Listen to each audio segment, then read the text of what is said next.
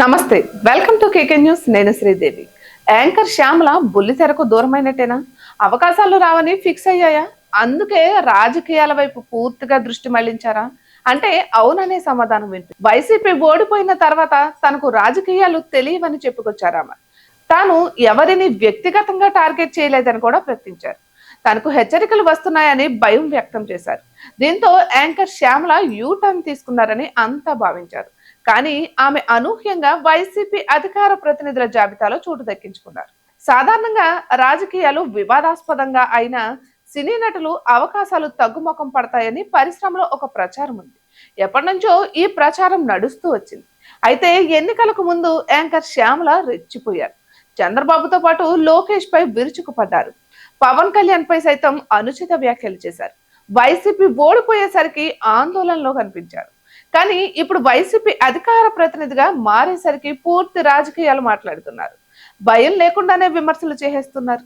దీంతో ఆమె రాజకీయాల వైపు వచ్చేస్తారని, బుల్లితెరపై అవకాశాలు లేక ఈ నిర్ణయానికి వచ్చినట్టు తెలుస్తోంది. ఇక ఇటీవల వైసీపీ తన అధికార ప్రతినిధులను ప్రకటించింది.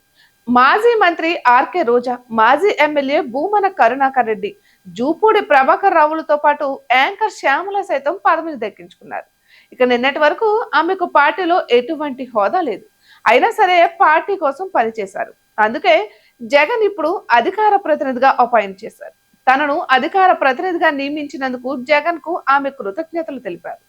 ఇక వైసీపీలో కీలక బాధ్యతలు స్వీకరించిన నేపథ్యంలో శ్యామల పని మొదలు పెట్టారు. చంద్రబాబుతో పాటు లోకేష్ లపై అనుచిత వ్యాఖ్యలు చేశారు. వరద బాధితులను ఆదుకోవడంలో కూటమి ప్రభుత్వం విఫలమైందని ఆరోపించారు. ఈ నెపాన్ని జగన్ పై వేసే ప్రయత్నం చేస్తున్నారని మండిపడ్డారు. ఇక చంద్రబాబు రాజకీయ జీవితంలో ఎంత మందికి సహాయపడ్డారు వివరించాలని ఆమె డిమాండ్ చేశారు.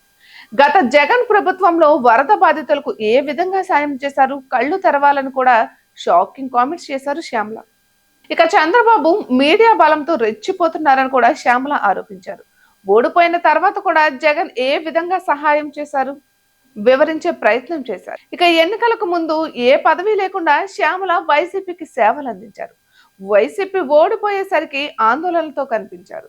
ఇప్పుడు బుల్లితెరపై ఎటువంటి అవకాశాలు లేకపోవడం వల్లే ఆమె రాజకీయాల వైపు వచ్చారని, జగన్ ఇచ్చే పేమెంట్ తో ఇలా మాట్లాడుతున్నారని టీడీపీ శ్రేణులు ఎద్దేవా చేస్తున్నాయి. అయితే సినీ పరిశ్రమ అంతా కూటమి ప్రభుత్వంపై ఉన్న నేపథ్యంలో యాంకర్ శ్యామల వైసీపీ వైపు గట్టి వాయిస్ వినిపిస్తుండడం విశేషం. ఇటువంటి మరెన్నో వీడియోస్ కోసం కేకే న్యూస్ తెలుగు ఛానల్ ని సబ్స్క్రైబ్ చేసుకోండి.